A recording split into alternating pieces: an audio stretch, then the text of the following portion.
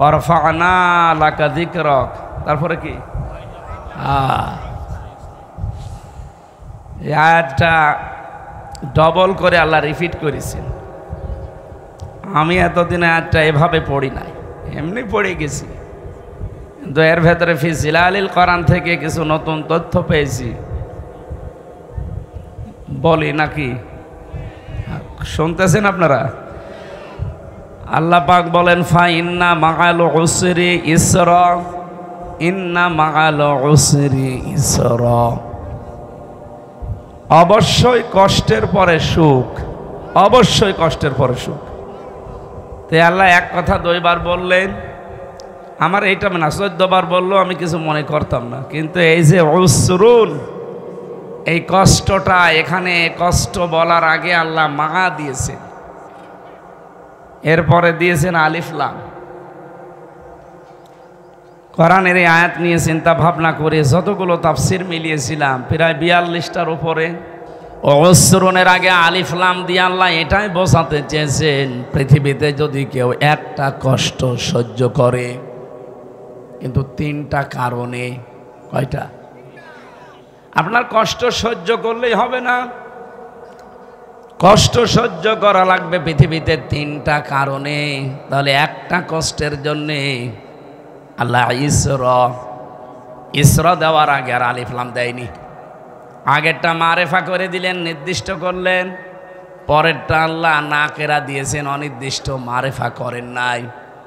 সাইয়্যিদ কুতুব রহমতুল্লাহ আলাইহি উনি জানাতে চেয়েছেন দুনিয়াতে যদি একটা কষ্ট কেউ সহ্য করতে পারে 3টা কারণে, কমপক্ষে তাকে আল্লাহ দুনিয়া আখেরাত মিলে 70টা সুখ ভোগ করাবে। কি বুঝলেন বলেন তো?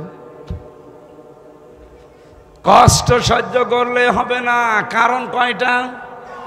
আরো জোরে বলেন। কষ্ট তো হাসিনাও পেয়েছে, পাইনি?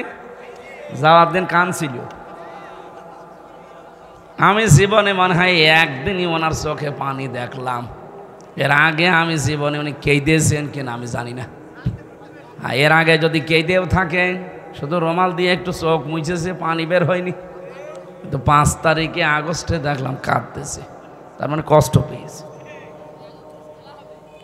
কষ্ট পেলেই হবে না, কারণ বললাম কয়টা? 1 নম্বরে কষ্টটা আপনাকে আল্লাহর জন্য পাওয়া লাগবে, 2 নম্বরে রাসূলুল্লাহর জন্য পাওয়া লাগবে, 3 নম্বরে মানবতার জন্য পাওয়া লাগবে। আপনি বলেন তো এই 3টা কারণে যদি দুনিয়াতে কেউ একটা কষ্ট পায় তার জন্য সুখ শান্তি অপেক্ষা করছে কয়টা? এ কথাটাকে আমি বানালাম। সুতরাং এই 15.5 বছর মিলে বাংলাদেশে আমরা যারা আল্লাহর জন্যে, রাসূলুল্লাহর জন্যে, মানবতার জন্যে কষ্ট সহ্য করেছি, এক একটা কষ্টের কারণে কমপক্ষে 70টা শান্তি আল্লাহ আমাদেরকে দান করবেন।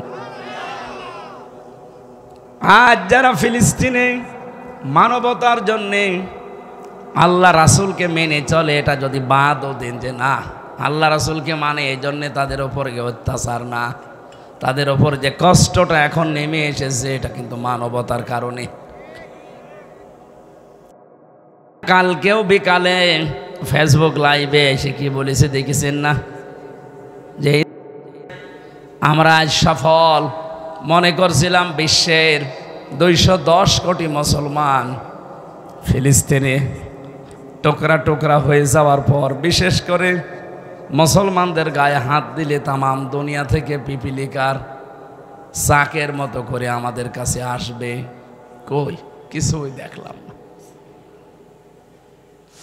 এক ইরান শুধু একা কি করবে, আশপাশে 57টা মুসলিম রাষ্ট্র এখন পৃথিবীতে, কেউ এগিয়ে আসে না। আফগানিস্তান এগিয়ে এসেছে, তামাম পৃথিবীর মুসলমান রাষ্ট্রগুলো যদি আজ এগিয়ে আসতো,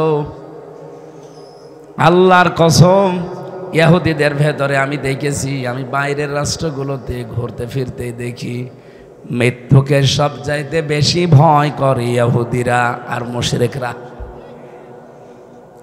কোরআনে কারীম জানিয়েছে ওয়ালা তাজিদান্নাহুম আহরাসান নাসি আলা হায়াতি ওয়া মিনাল্লাযীনা আশরাকু। হে নবী, অবশ্যই, লামে তাকিদ নুনে সাকিলা,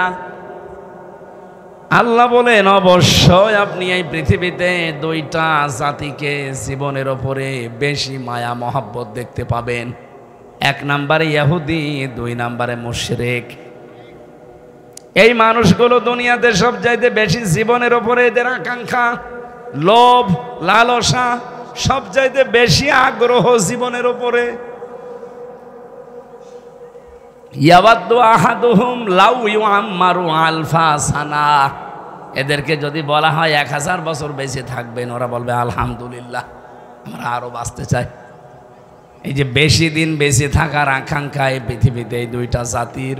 এখানে মুশরিকদের কথা আছে, আর সূরা মায়েদার ভেতরে সরাসরি ইহুদিদের নামই আছে। আল্লাহ রাব্বুল আলামিন, আমি যে কথাটা বোঝাতে চাই আপনাদের, ওরা যে কষ্ট দিচ্ছে আজ, একটা কষ্ট সহ্য করার কারণে মহান আল্লাহ দুনিয়াতে তাদেরকে অবশ্যই 70টা শান্তি সুখ ভোগ করাবে। এটা মাস্ট বি, করাবেই। আমরা তো নিজের চোখে আমাদেরটা মিলালাম। আমরা যারা সত্যি কষ্ট পেয়েছি আল্লাহর জন্য, রাসূলুল্লাহর জন্য, মানবতার জন্য, আপনি টের পাচ্ছেন না? এই কষ্ট যারা দিয়েছে তাদেরকে আমার আল্লাহ কমপক্ষে 70টা কষ্ট দুনিয়ায় দেবে, আর আমাদেরকে 70টা সুখ কমপক্ষে ভোগ করাবে। সিস্টেম অপর পৃষ্ঠায় দেখুন, আল্লাহ পাক বলেন পৃথিবীতে কোনো মানুষ যদি অবৈধভাবে একটা সুখ ভোগ করে, আবার বলছি, দুনিয়াতে কোনো মানুষ যদি অবৈধভাবে একটা সুখ ভোগ করে, এই পৃথিবী আর আখেরাত মিলে কমপক্ষে তাকে 70টা দুঃখ ভোগ করা লাগবে। সুখ ভোগ করলে আপনাকে দুঃখ পাওয়া লাগবে, বিষয়টা এমন না। সুখ যদি অবৈধভাবে কেউ ভোগ করে, এই যে পরকীয়া প্রেম যারা করে, এখানে সুখ নেই। কথা বলছে না নাকি? এলাকায় এসব চলছে না? আছে, মানে 180 মাইল বেগে চলছে। তারপরেও যশোর মনে হয় ভালো আছে। এগুলো এই নোয়াখালী বেশি। 4 বছরের তানিয়া থেকে 80 বছরের খাদিজা পর্যন্ত ওরা বাদ দেয় না। এটা রেকর্ড হচ্ছে তো। আপনি দেখেছেন না সুবর্ণচরে 4 সন্তানের মাকে পর্যন্ত ওরা ধর্ষণ করেছে। আমাদের এই খুলনা বিভাগে একটু হালকা পাতলা আছে, এগুলো চট্টগ্রাম বিভাগে বেশি। আবার কালকে তো চট্টগ্রাম যাব, ওরা আবার চেপে ধরবে না তো? না, ওদের এলাকায় বেশিতে বললে অসুবিধা কি? ওরা ছাড়ে না কাউকে। বলেন তো, এই যে অবৈধ সম্পর্কের দ্বারা মানুষ একটা শান্তি পায়, সুখ পায় না পায় না? বলেন না কেন? এই একটা অবৈধ সুখের কারণে আপনাকে কমপক্ষে 70টা দুঃখ দুনিয়ায় ভোগ করা লাগবে। এই জন্য এই লাইনে যারা আছে, এই মুহূর্তে তওবা করে আপনি থামেন। বিশেষ করে যাদের ভাবির সাথে লাইন আছে, প্রতিবেশীর স্ত্রীর সাথে অনেকের লাইন আছে, এমনকি বিবাহিতা মেয়েদের সাথে অনেকের লাইন চলছে। এখানে যে সুখগুলো পাচ্ছেন, এগুলো যেহেতু অবৈধ সুখ, এই মুহূর্তে আপনাকে ওই রাস্তাগুলো সব বন্ধ করা লাগবে। এই রাস্তাগুলো চালু করার জন্য যেহেতু অনেকে মোবাইলের মাধ্যমে করে, সুতরাং মোবাইল নাম্বার এখনই ডিলিট করে দিন। কারা কারা ডিলিট করবেন হাত তোলেন তো।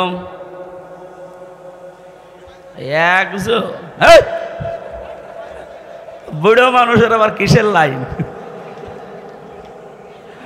না, আমি হাসির জন্য বলি নাই, বলেন এতগুলো মানুষ হয়তো বুঝেছে, আর আন্দাজে রওশনের সাথে মতো হাত তুলে বসে আছে। রওশনের সাথেও ছিল বিরোধী দলীয় নেত্রী, ওরে যা বলতে বলতো ও তাই বল।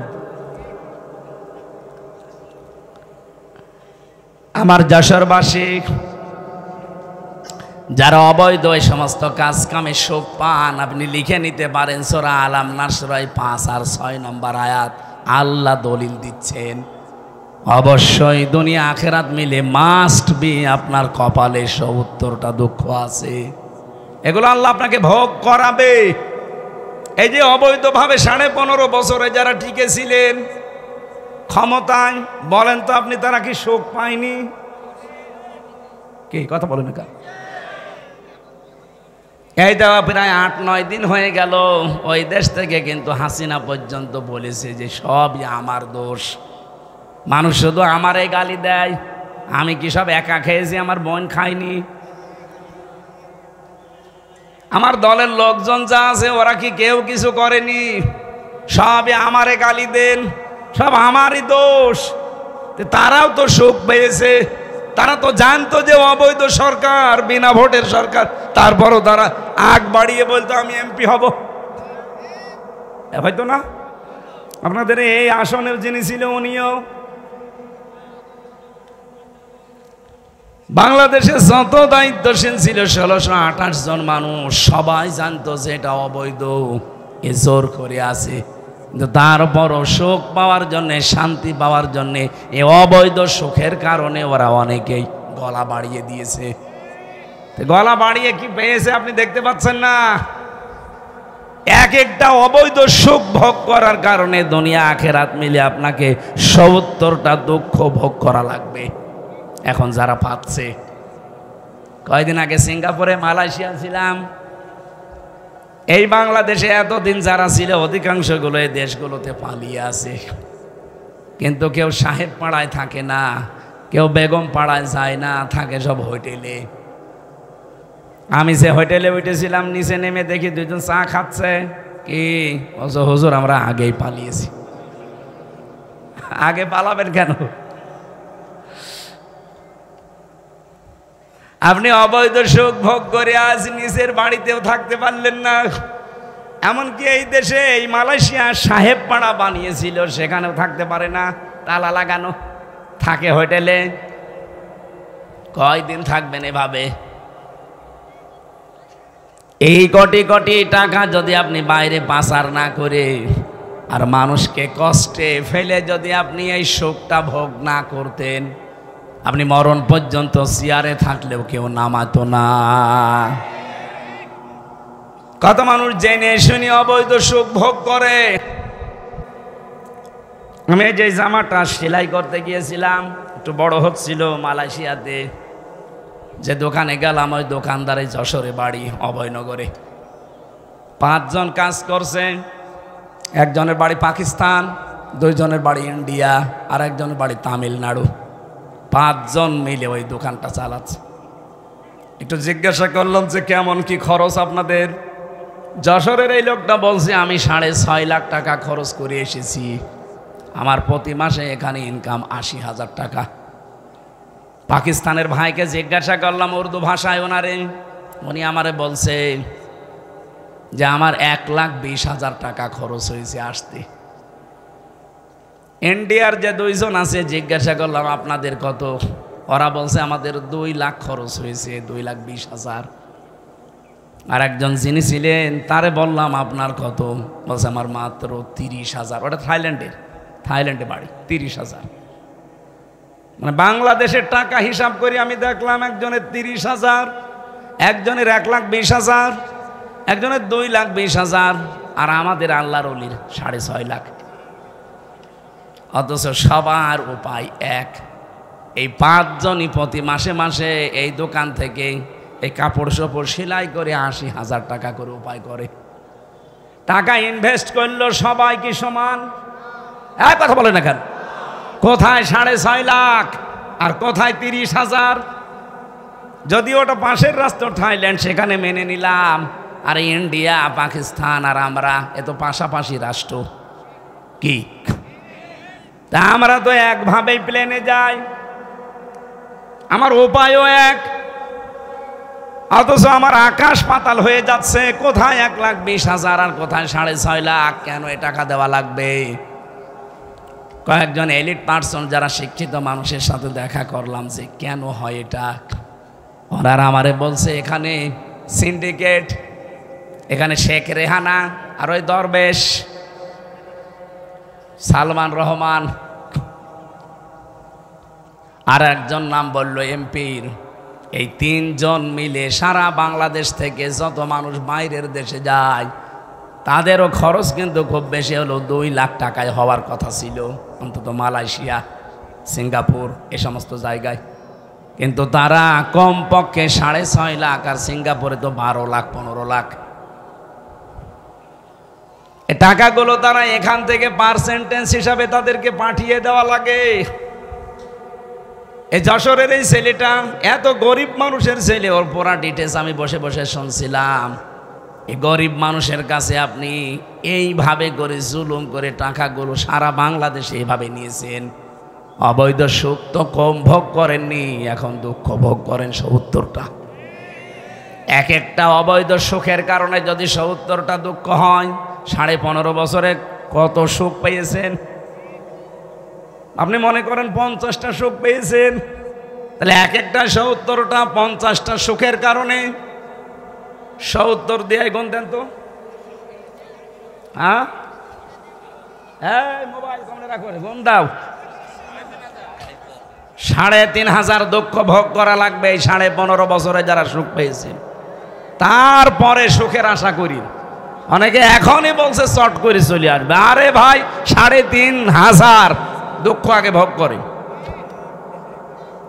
আমার কথা যদি বুঝে থাকেন একটু বলেন তো ঠিক আছে কিনা, নাকি আল্লাহর কথা মিথ্যা হবে?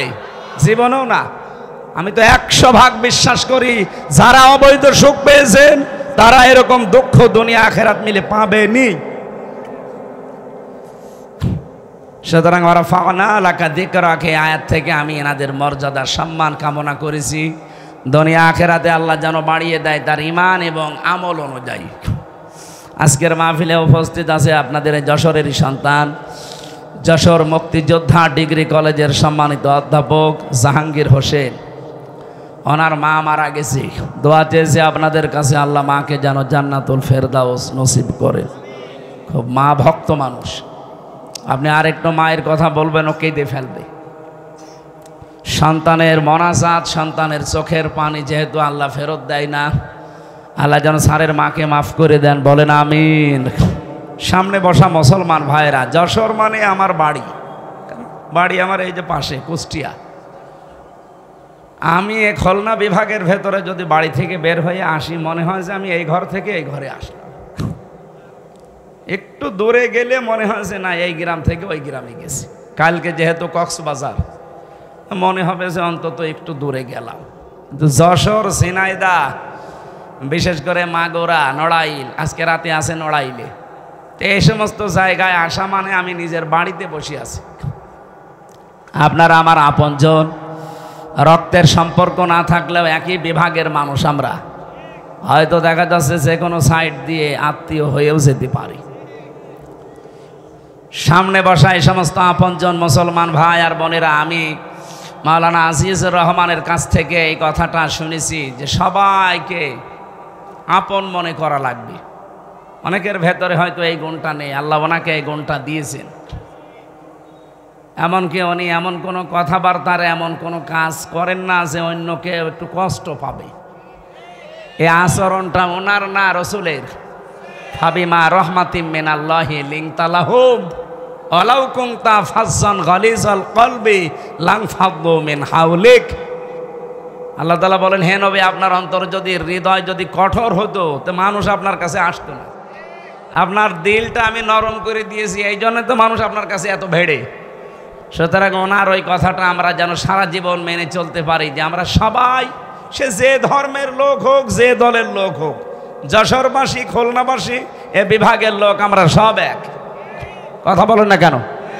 এ বিভাগের 10টা জেলায় যদি কিছু হয়, সারা বাংলাদেশের অন্যান্য বিভাগের লোকজন কিন্তু গালি আগে দেবে খুলনা। তো খুলনা মানেই যশোর, খুলনা মানেই কুষ্টিয়া। কি কথা বুঝতেছেন? সুতরাং আমরা এমন আচরণ করব আমরা যেন নিজের আপন ভাইয়ের মতো সিমেন্টেড হয়ে যেতে পারি। সম্মানিত মা এবং বোনেরা, পর্দার আড়ালে যারা বসে আছেন, সবাইকে নিয়ে আল্লাহর দরবারে উচ্চ স্বরের শুকরিয়া আদায় করছি। প্রচণ্ড গরম পড়ছে দিনের বেলা, তো তারপরও যে আল্লাহ আমাদেরকে বসিয়ে রেখেছেন ধৈর্য এবং সহ্য সহকারে, বলেন আলহামদুলিল্লাহ। ভারাক্রান্ত একটা মন নিয়ে বসেছি, কারণ মন মেজাজ ভালো নেই। ফিলিস্তিনের এই অবস্থার জন্য আজ বিশ্ব মুসলিম দায়ী। নবীজি বলেন মানিদ্দাআ মা লাইসা লাহু ফালাইসা মিন্না। এই পৃথিবীতে যে জিনিসের দাবি তোমার না, ওই জিনিস যদি তুমি দাবি করো, দখল করো, ওটা যদি আয়ত্তে নিয়ে নাও, দুইটা কথা আল্লাহর নবী হাদিসে বললেন, ফালাইসা মিন্না। এক নম্বরে সে আমার দলভুক্ত না, দুই নম্বরে ওয়ালিয়াতাবাওয়া মাকআদাহু মিনান নার, ও যেন তার নিজের স্থান জাহান্নাম বানিয়ে নিল। গতকালকে বাংলাদেশের বিভিন্ন প্রতিষ্ঠানে অনেকে ইসরায়েলের প্রোডাক্ট এই নাম দিয়ে হামলা চালিয়েছেন, দখল করেছেন। আমি কি বেশি বললাম? এটা করলেন কেন? এই যে বাটা কোম্পানি বলেন আর যে কোম্পানি বলেন, আপনি কেন তাদের এই জিনিসপত্রগুলো দখলে নিয়ে নিলেন? এগুলো যারা করেছেন ফেরত দিয়ে আসেন, ঠিক হয়নি আপনার এটা। আপনি এক নম্বরে যদি যে জিনিসের দখল আপনার না, যে জিনিসের দাবি আপনার না, আপনি জোর করে ওইটা ভোগ দখল করেন, যতদিন করবেন ততদিন আপনি নবীর উম্মতের বাইরে থাকবেন। ফালাইসা মিন্না, সে আমার দলের লোক না। এ বাংলাদেশে আগস্টের 5 তারিখের পর থেকে বহু মানুষের চরিত্র আমরা এরকম দেখতে পেয়েছি, যে জিনিসের দাবি তার নেই সেখানে যে দাবি করে বসে, যেটা আমরা চাঁদাবাজি বলে জানি। নাকি যশোরে শুরু হয়নি? এগুলো যারা করেছেন, আপনি ওই জিনিসগুলো ফেরত না দিলে নবীর উম্মত আর থাকতে পারবেন না। আর নবীর উম্মত যে নেই তার জানাজা জায়েজ আছে, মরে গেলে ইন্না লিল্লাহ পড়া জায়েজ আছে। এজন্য নিজের কপালে নিজে আগুন লাগাবেন না। আশা করছি কি বোঝাতে চাই, ইঙ্গিত দিলাম, আপনি বুঝে ফেলেছেন। এরপরেও যদি না বোঝার ভান করে থাকেন, এদিকে আসেন। হ্যাঁ, ওটা বন্ধ করবেন আলাদা বিষয়, কিন্তু লুটপাট করবেন কেন? আপনি জোর করে নিয়ে নেবেন কেন? ওইটার দায়িত্ব কি আপনার? সুতরাং এ কাজগুলো করা ঠিক হয়নি। এমনি তার যার নিজের জায়গা থেকে বর্জন করবেন, এটা ইমানের দাবি। যতগুলো পয়েন্ট আছে ইমানের 3টা স্তর, তার ভেতরে এটাও একটা। যদি আপনার শক্তি সামর্থ্য থাকে তাহলে হাত দিয়ে বাধা দেন, পারলেন না মুখ দিয়ে প্রতিবাদ করেন, যেটা সারা বাংলাদেশ সহ বিশ্বের বিভিন্ন মুসলিম দেশে চলছে। কি কথা বলেন না কেন? তামাম দুনিয়ায় এই প্রতিবাদ চলছে, কারণ আমাদের হাতে ওই শক্তি নেই। নবীজির বাড়ি ছিল খেড়ের, নবীজির বাড়ি ছিল খেজুর পাতার, টপ টপ করে পানি পড়তো, অথচ বাড়ির সামনে 9টা ঘোড়া বাঁধা ছিল সব সময়। আপনি কি বুঝলেন এখান থেকে? তার বর্ম ছিল, মাথার হেলমেট ছিল, হাতে জুলফিকার ছিল। আর আমরা আজ মুসলমানেরা শুধু আনন্দ ভোগ করায় আছি। ওরা আজ তামাম দুনিয়া ধ্বংস করার জন্য কি হাতে নিচ্ছে আপনি টের পাচ্ছেন? ইসরায়েল পোরা আশপাশে যা আছে সব ধ্বংস করবে, যাওয়াও লাগবে না এমন মেশিন তারা আবিষ্কার করে। আর আমরা শুধু সুবহানাল্লাহ আলহামদুলিল্লাহ নিয়ে শুধু ফতোয়াবাজিতে ব্যস্ত আছি। আর বাকি শব্দটা আমি বলতে পারলাম না। মুসলমানদের আজ অধপতনের পেছনে সবচাইতে বড় কারণ 2টা। এক নম্বরে তারা নারী ভোগ করার একেবারে সর্বোচ্চ পর্যায়ে চলে গেছে। 2 নম্বরে ওরা এখন এই নেশাদ্রব্য এগুলো খাওয়াতে ব্যস্ত হয়ে পড়েছে। বাইরের দেশগুলোতে গেলে মাথা খারাপ হয়ে যাবে আপনার। যারা মুসলমান, আজ আমাদের কপালে দুঃখ এমনি আসে না, এসেছে এই কারণেই। এই জন্য আমরা সতর্ক থাকব। কারো জিনিস যেন যেটা দখল আপনার নেই, আন্দাজে দখল করবেন না। ওই যে বললাম না, হয়তো সুখ পাবেন, আনন্দ পাবেন, একটা সুখে দুঃখ কয়টা? বলেন বলেন। আগস্টের 5 তারিখের পর থেকে বাংলাদেশ জামাত ইসলামী কারো কাছে 1 টাকা সাথিয়ে দাবি করে নাই, তারপরেও তারা চলছে না। আপনার করা লাগবে কোন কারণে? বলেন না আমাদের সবকিছু হারিয়ে গেছে, তাদের হারায়নি। সুতরাং এই দোহাই দেওয়া যাবে না, এটা বন্ধ করেন। সেদিন ফসু পাগলা নামে একজন বলছে, এতদিন আমাদের কাছ থেকে নিয়েছে, আমরা এখন একটু খাবো না। আরে শয়তান, এটা একটা মাসলুম সংগঠন বিএনপি, একে ডোবানোর জন্য এই ফজু পাগলার আবিষ্কার। আমার মনে হয় এই ফজু নামে এই লোকটাকে পাবনায় পাঠানো দরকার। ওর বাড়ি হচ্ছে কিশোরগঞ্জ, পাবনায় পাঠিয়ে বড় ইঞ্জেকশন এসে। সেদিন আমি পাবনায় গিয়েছিলাম, যে দেখি পাগল সব প্রায় চলে গেছে। 750-800 পাগল থাকে সেখানে, মাত্র আর 150-র উপরে আছে মাত্র কয়েকজন। বললাম পাগল, বলছে সব ভালো হয়ে গেছে, চলে গেছে। আর এখন নতুন নতুন পাগল আমদানি হচ্ছে, ওগুলো সব বাংলাদেশ থেকে, বিশেষ করে চাঁপাইনবাবগঞ্জের এই যে মুফাসসিরে কোরআন স্বামী আর স্ত্রী, কে এই দুইজনকেও পাঠানো দরকার কিছুদিনের জন্য পাবনায়, যে থান এখানে থাকেন আর ইঞ্জেকশন দিয়ে দেই, ওই যে কুকুর মারে যে ইঞ্জেকশন দিয়ে। তাছাড়া এ মাথা খারাপ হয়ে গেছে, আর ভালো হবে না। আমি আর নিচে নামলাম না, আপনারা উল্টাপাল্টা ধারণা করবেন না। আমি বিএনপির বিরুদ্ধে না, সত্যি কথা বলছি। আমি শহীদ জিয়াউর রহমানের নামে মন থেকে দোয়া করি, তারেক জিয়া সাহেবের জন্য আমি মন থেকে দোয়া করি। কিন্তু এই মাজলুম দলটা ভারতের চাইলে, ভারতের গলক ধাঁধায় পড়ে এই দলটাকে অনেকে ডোবানোর জন্য চেষ্টায় আছে। তার ভেতরে যাদের নাম বলছি এরা, এদের কোনো কাজ নেই, কোনো কাম নেই। আপনি বলেন তো এদের কোন ব্যবসা আছে? বাংলাদেশে কেউ যদি রাজনীতি করতে চান, তারা আলাদা কর্মজীবন থাকা লাগবে। আর রাজনীতি যদি আপনার কর্মজীবন হয়, আপনি তো দুর্নীতি করবেন 1 আর 2। কি কথা বলেন না কেন? আল্লাহ আমাদের সামনে জাতিকে যেন বাঁচান, বলেন আমিন। সূরা ফাতাহ, ফাতাহ মানে বিজয়, ফাতাহ মানে কি? সামনে বিজয়ের সম্ভাবনা দেখা যাচ্ছে, এই জন্য এই আয়াতগুলো পড়েছি আমরা। তাফসির আকারে কথা বলতে হলে উসুলে তাফসিরের যে নিয়ম নীতিগুলো আছে, মূল নীতি 13টা থেকে 15টা, এগুলো এতগুলো বলতে গেলে আজান দিয়ে দেবে। আমি একেবারে আয়াতে চলে যাচ্ছি একবারে। এই আপনারা ওঠেন কেন? সূরা ফাতাহা থেকে বলছি এবার 28 এবং 29 নম্বর আয়াতের প্রথম অংশে বিশ্ব নবী মুহাম্মদুর রাসূলুল্লাহ সাল্লাল্লাহু আলাইহি ওয়াসাল্লামকে আল্লাহ নির্দেশ দিচ্ছেন, ওয়াল্লাযী আরসালা রাসূলাহু বিল হুদা। তিনি সে আল্লাহ যিনি তার রাসূলকে এই পৃথিবীতে পাঠিয়েছেন হেদায়েত সহকারে। কি সহকারে? আরো জোরে বলেন। এখন হেদায়েতকে, দুনিয়ার কোনো মানুষ যদি হেদায়েত না পায়, সে জান্নাত পাবে? আরো জোরে বলেন। তাহলে হেদায়েত পেতে হলে, জান্নাত পেতে হলে মাস্ট বি আপনাকে হেদায়েত পাওয়া লাগবে। কোরআনে কারিমে জানিয়েছেন আল্লাহ হেদায়েত পাবে কারা। সূরা বালাদের ভেতরে 5 দফা কর্মসূচি যারা হাতে নেবে, আল্লাহ তাদেরকে হেদায়েত দান করবে। ওয়াহাদাইনাহুন নাজদাইন ফালাকতাহামাল আকাবাতা ওয়া মা আদরাকা মাল আকাবা ফাক্কু রাকাবা আও ইতআমুন ফি ইয়াউমিন যী মাসগাবা ইলা আখিরি আয়া। এই ভালো করে শুনেন, শুধু বাংলাদেশের জন্য না, এটা রেকর্ড হচ্ছে সারা পৃথিবীর বাংলা ভাষাভাষী যারা সবাই শুনবে কালকে। হেদায়েত যদি না পান, জান্নাত পাবেন না। আর হেদায়েত পেতে হলে কমপক্ষে 5টা কাজ আপনার জীবনে থাকা লাগবে। কয়টা?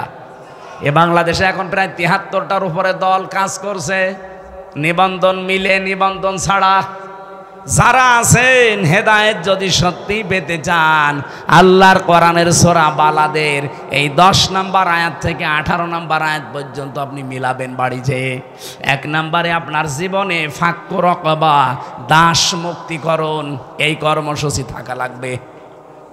বাংলাদেশ জামাত ইসলামের কথা বলছি আমি এই কারণে, দাস মুক্তি বলতে আমরা কি বুঝি? পৃথিবীতে আল্লাহ বানিয়েছে মানুষকে তার দাসত্ব করার জন্যে। কথা বলেন না কেন? ইয়াকা না'বুদু, একমাত্র তোমারই দাসত্ব করি।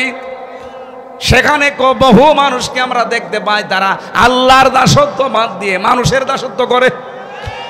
বলেন, যারা আল্লাহর দাসত্ব বাদ দিয়ে পৃথিবীর মানুষের দাসত্ব করবে, মানুষের গোলামি করবে, এখান থেকে যারা মানুষকে বাঁচাতে চায়।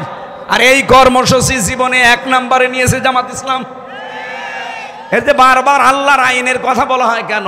কারণ আল্লাহর আইন প্রতিষ্ঠা হলে মানুষের তৈরি করা আইনগুলো এমনি দূর হয়ে যাবে। আর মানুষের তৈরি করা আইন যদি না থাকে, আল্লাহর আইন যদি কায়েম হয়, মানুষ দাসত্ব করতে বাধ্য হবে কার? আমরা তো চাই মানুষ দাসত্ব করুক আল্লাহর। কি কথা বলে না কেন? 2 নম্বরে, যারা এতিম মিসকিন অসহায় মানুষের বাড়িতে খাবার পৌঁছিয়ে দেয়। আপনি দেখেন না, আগস্টের 5 তারিখের পরে আজ এপ্রিলের 8 তারিখ, এই 1 মাস 8 মাস 3 দিনের ভেতরে এই 73টা দলের কর্মসূচি আপনি একটু হিসাব করে মিলান। কারা এতিম মিসকিন অসহায় দুর্বল মানুষদের কাছে যে সর্বোচ্চ বিলিয়ে দিচ্ছে বলেন? আপনি যে আন্দাজে ফতোয়া দেন, বলেন আমি যা বলছি কোরআন থেকে না বানিয়ে? ইয়াতীমান যা মাকরাবা, নিজের নিকট আত্মীয় স্বজনের ভেতরে যারা এতিম অসহায় তাদের খোঁজ খবর নেওয়া। আর আমি তো এই গুণটাও এদের ভেতরে দেখি। তা আমি যা পড়ি কোরআনে, এগুলো যার ভেতরে পাবো আমি তো সেখানে যাব। আপনি জোর করে আমারে নিতে চান, পারবেন না। আমি তো দেখি না আপনার ভেতরে এগুলো। আও ইউতামুন ফি ইয়াউমিন যি মাসগাবা, এখানে আরেকটা আয়াত আমার আল্লাহ জানিয়েছে, যারা এতিম অসহায়, যারা ধুলি মলিন, যে মানুষগুলো রাস্তাঘাটে কর্মজীবনে ধোলা মলিন হয়ে নিজের শরীরকে সর্বশান্ত মনে হয়, এই মানুষগুলোর পেছনে যারা থাকে, এদের কর্মজীবনে যারা সাহায্য সহযোগিতা করে। কত ভ্যানওয়ালা, রিক্সাওয়ালা, রিক্সাটা পুড়িয়ে গেছে, নষ্ট হয়ে গেছে, তার একটা কর্মজীবন ঠিক করার জন্য বাংলাদেশ জামাত ইসলামী এই কর্মসূচিটা হাতে নিয়েছে। আমি তো বহু মানুষকে দেখলাম, আমার কুষ্টিয়া নিজের জেলায় একটা হিন্দুর বাড়ি, আমার নিজের 4-5 গ্রাম পরে ওই বাড়িটা পুড়ে একেবারে ছাই হয়ে গেছে। বাংলাদেশ জামাত ইসলামী কুষ্টিয়া জেলা শাখার উদ্যোগে এই 5 টাকা, 10 টাকা, 100 টাকা চাঁদা কালেকশন করে করে 2.5 লক্ষ টাকা দিয়ে তার বাড়িটা বানিয়ে দিয়েছে। এর একটা হিন্দু হোক, কিন্তু লোকটা তো মানুষ। এই বলুন, একটা মুসি মানুষ, মুসি জুতা সেলাই করে খায়, সে জীবনে ইসলামের এই সৌন্দর্য দেখে কোনোদিন ভুলতে পারবে? আর আপনার টাকা ব্যাংকে ছাতা পড়ে যায়, কি করেন আপনি টাকা দিয়ে? সুম্মা কানা মিনাল্লাযীনা আমানু ওয়া তাওয়াসাউ বিস-সাবরি ওয়া তাওয়াসাউ বিল মারহামা। এই পৃথিবীতে ওই মানুষগুলো হেদায়েত পাবে, তারা ডানপন্থী বলে আল্লাহ উল্লেখ করেছেন। উলাইকা আসহাবুল মাইমানা, এই মানুষগুলো ডানপন্থীরা সফল হবে, এদেরকে আল্লাহ হেদায়েত দেবে যারা নিজেরা ঈমান আনার পর মানুষকে ধৈর্য ধারণের উপদেশ দেয় আর একে অন্যের প্রতি রহম দিল হয়। আজ এই গুণগুলো আমি যেখানে পাবো, আল্লাহর কসম আমরা মুসলমান হিসাবে সেখানে যাব। বলো, আমার এই মেয়েদের নিয়ে আমি জেলখানায় যে দাম্পত্য জীবনের বই লিখেছিলাম, ওদের যে কলহ বাঁধে মেয়েদের সাথে, স্বামী স্ত্রীর, মেয়েদের মা বোনেরা আপনার স্বামীকে দিয়ে গাড়ির কাছ থেকে বইটা নিয়ে যাবেন মোনাজাতের পরে। আপনাদের যে সমস্যাগুলো প্রায় 120 পৃষ্ঠা লিখেছি, আর এটা সমাধান করা লাগে কি কি করে, ওখানে পয়েন্ট আকারে দেওয়া আছে। আপনারাও নিয়ে আপনার মেয়েকে পড়াবেন, নিজের বউকে পড়াবেন, অন্তত শান্তি আসবে। আমি আশা করছি গন্ডগোল আর হবে না যদি মেনে চলতে পারি। ওই যে গাড়ি আছে এখানে, মেয়েরা আপনার বাচ্চাকে আপনার স্বামীকে পাঠিয়ে দেন যেন ও নিয়ে যায় ওখান থেকে। আমরা খাদিজাতুল কুবরা রাদিয়াল্লাহু তাআলা আনহার জীবনী থেকে পেয়েছি, এটা ওখানে পাবেন আপনারা। সারা জীবন তিনি 1 ওয়াক্ত নামাজ পড়েননি, একবারও তিনি যাকাতও দেননি, একটা জীবনে হজও করেননি, তিনি একদিনের জন্য পর্দায়ও থাকেননি, রোজাও রাখেননি জীবনে একটা। কিন্তু আল্লাহ তাকে নিজে সালাম পাঠিয়েছেন আর জান্নাতে ঘর বানিয়ে তার জন্য সুসংবাদ পাঠিয়েছেন। পুরা জীবনী পড়ে আমি একটা বিষয় পেয়েছি, কারণ এগুলো সব নাজিল হয়েছে তার ইন্তেকালের পরে, এই জন্য তিনি করতে পারেননি। কিন্তু আল্লাহ তাকে জান্নাতে ঘর বানিয়ে সুসংবাদ দেওয়ার কারণ, তাকে সালাম দেওয়ার কারণ হচ্ছে জীবনে কোনোদিন তিনি স্বামীর মনে দুঃখ দেননি। এখানে যারা আমরা স্বামী আছি, সে যে স্বামী হোক, আপনি বুকে হাত দিয়ে বলতে পারবেন জীবনে আমার বউ কোনোদিন আমাকে একদিনও দুঃখ দেয়নি? হাত তোলেন তো। একজন হাত তুলতে পারছে না। এখানে দাঁড়িয়ে দাঁড়িয়ে কি করেন আপনারা? একটা স্বামী আপনার পক্ষে নেই? এই আশ্চর্য গো, এত বড় বড় হুজুরও আমরা হাত তুলতে পারছি না। না, শুধু নামাজ পড়া, রোজা রাখা আর কালো বোরকা পরা ইবাদত না। স্বামীর মন জয় করা, স্বামীর খেদমত করা, তাকে খুশি রাখা, এটাও কিন্তু নামাজ রোজা ফরজ পর্দার মতো একটা ইবাদত। আল্লাহ তৌফিক দেন মেয়েদের, বলেন আমিন। হয়তো খাদিজার সাথে কুবরার সাথে জান্নাত পাবেন কিনা জানি না, তো আজকে থেকে এই আমলটা করা দরকার। নবীজি বলেন, কোনো মেয়ে লোক যদি মারা যায়, তার স্ত্রী দেখে যদি স্বামী বলে এই বউ আমার মন মতো ছিল, আমি খুশি, বিশ্বনবী বলেন এই স্ত্রীকে আল্লাহ জান্নাত দিয়ে দেবে। সুতরাং মেয়েদেরকে আমরা হযরতে খাদিজাতুল কুবরার মতো তৈরি করতে চাই, আল্লাহ যেন বানিয়ে দেন, বলেন আমিন। আমরা যারা স্বামী আছি খুব খুশি, স্ত্রী লোক যদি বলে জীবনে আমি কোনোদিন দুঃখ পাইনি, এরকম একটা স্বামীর হাত তুলতে বলেন তো। আমরাও পারবো না। প্রতিনিয়ত তাদের সাথেও খারাপ আচরণ হচ্ছে, তাদের হকগুলো আদায় হচ্ছে না। যতদিন পর্যন্ত এই দেশে আল্লাহর কোরআনের 500 বিধান প্রতিষ্ঠা না হবে, ততদিন কেউ কারো হক সঠিকভাবে পাবে না। সুতরাং আমরা এইটাই চাচ্ছি, লিইজহিরাহু আলাদ-দীন করলে, হে নবী আপনাকে আমি পাঠিয়েছি আমার দিনকে এজহার করার জন্য। এজহার মানে, হ্যাঁ, এজহার মানে শুধুমাত্র আমরা মনে করি প্রকাশ করা, এজহার মানে স্পষ্ট করা না। এজহারের আধুনিক অর্থ হচ্ছে এজহার মানে বিজয় করা।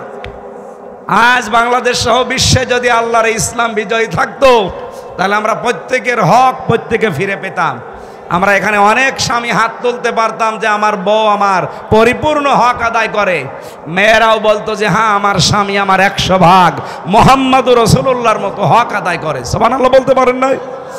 আল্লাহ এরকম পরিবেশ আমাদের সামনে দান করেন। এর পরের আয়াতে আল্লাহ 5টা বিষয় দিয়েছিলেন যে নবীর উম্মত যদি কেউ থাকতে চান, 5টা কাজ দুনিয়ায় মাস্ট বি আপনাকে করাই লাগবে। আল্লাযীনা মাআহু আশিদ্দাউ আলাল কুফার রুহামাউ বাইনাহুম তারাহুম রুকআন সুজদা ইয়াবতাগুনা ফাদলাম মিনাল্লাহি ওয়া রিদওয়ানা। এখানে 5টা বৈশিষ্ট্যের কথা আছে। মুহাম্মদুর রাসূলুল্লাহর উম্মত যদি কোনো নারী পুরুষ হতে চান, সূরা ফাতিহার এই 29 নম্বর আয়াত, বাড়ি যে ফি জিলালিল কোরআন, ইবনে কাসির মারিফুল কোরআন, এ বাংলায় পাওয়া যায়, কিনে কিনে পড়েন, নিজের ভেতরে প্রতিষ্ঠা করেন এগুলো। আল্লাহুম্মা আমিন। লা হাওলা ওয়ালা কুওয়াতা ইল্লা বিল্লাহিল আলিয়্যিল আযীম। মাবুদ, আমরা যেভাবে আরম্ভ করেছিলাম, পরিবেশও যেভাবে ছিল, আমরা কোরআনের কথা যেভাবে শুনছিলাম, আল্লাহ আমাদের আগ্রহর দিকে তাকিয়ে এই যে চাতক পাখির মতো আমরা বসে দাঁড়িয়ে শুনছিলাম, আমাদেরকে তুমি মেনে চলার সুযোগ দাও। এ মাহফিলের আয়োজন করতে গিয়ে যারা শ্রম দিল, আল্লাহ এদের শ্রমগুলো কবুল করে নাও। বিশেষ করে এই মাদ্রাসাটা কিয়ামত পর্যন্ত এখানে তুমি জারি রাখো। এই এলাকার জন্য আল্লাহ তুমি দ্বীনের মার্কাজ, হেদায়েতের মার্কাজ বানিয়ে দাও। রব্বুল আলামিন, আজকের মাহফিলের সম্মানিত সভাপতি, এ মাদ্রাসার প্রিন্সিপালকে কবুল করো। প্রধান অতিথি মাওলানা আজিজুর রহমান সহ, অধ্যাপক জাহাঙ্গীর হোসেন সহ যত আলেম এসেছে, আমার বিশ্ববিদ্যালয়ের বড় ভাই দেখি এখানে বসে আছে, আল্লাহ তুমি তাকেও মঞ্জুর করো। সম্মানিতা মা বোনদেরকে তুমি খাদিজাতুল কুবরার মতো বানিয়ে দাও। তাদের পেটে এমন এমন সন্তান তুমি দান করো, আমরা মারা গেলে তারা যেন দোয়া করে, রব্বির হামহুমা কামা রব্বায়ানি সগীরা। আল্লাহ, মুসাফির অবস্থায় আছি, তুমি ফিলিস্তিনের মুসলমানদের জন্য সাহায্যকারী হয়ে যাও। হাসবুনাল্লাহু ওয়া নি'মাল ওয়াকিল, নি'মাল মাওলা ওয়া নি'মান নাসির। আল্লাহুম্মা ইন্না নাজআলুকা ফি নুহুরিহিম ওয়া নাউযু বিকা মিন শুরুরিহিম। সমস্ত কাফেরদের বিরুদ্ধে তোমাকে রাখলাম, আল্লাহ তুমি নিজেই মোকাবেলা করো, তুমি তাদের সাহায্যকারী হও। ইসরায়েলকে পৃথিবীর মানচিত্র থেকে হালাক করে দাও। আগামীর এই বাংলাদেশটা কোরআনের হাতে তুলে দাও। আল্লাহ তাআলা এই মাদ্রাসার প্রতিষ্ঠাতা যিনি, এখনো যারা দায়িত্বে আছে, বিশেষ করে এখানের শিক্ষক শিক্ষিকা ছাত্র ছাত্রী সবাইকে তোমার কোরআনের ইজ্জতে মঞ্জুর করো। এলাকায় মাটির নিচে যারাই ঘুমিয়ে আছে কোরআনের এই মাহফিলের ওসিলায় মাফ করে দাও। এই বসতপুরে এলাকায় যারা ব্যবসা বাণিজ্য করে দোকানদারি করে তাদের ব্যবসা বাণিজ্যে বরকত দাও। আর রব্বুল আলামিন যারা স্বেচ্ছাসেবকের দায়িত্ব পালন করেছে আল্লাহ তাআলা এদেরকে যে মা পেটে নিয়েছে মায়ের পেট তুমি ধন্য করে দাও। আলহামদুলিল্লাহি রাব্বিল আলামিন। মরণ আসলেই যেন পড়তে পারি লা ইলাহা ইল্লাল্লাহু মুহাম্মাদুর রাসূলুল্লাহ। আসসালামু আলাইকুম।